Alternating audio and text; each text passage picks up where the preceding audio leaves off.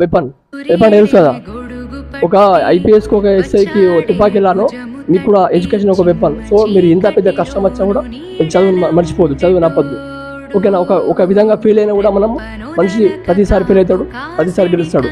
So మన ధ్యేయం ఒక లక్ష్యం ఒకటే ఉండాలి, దానికోసం కష్టపడండి. అంతేగాని మరి చదువు రావట్లేదు మర్చిపోతున్నా, ఎప్పుడు మర్చిపోడు. ఎందుకు మర్చిపోతాం?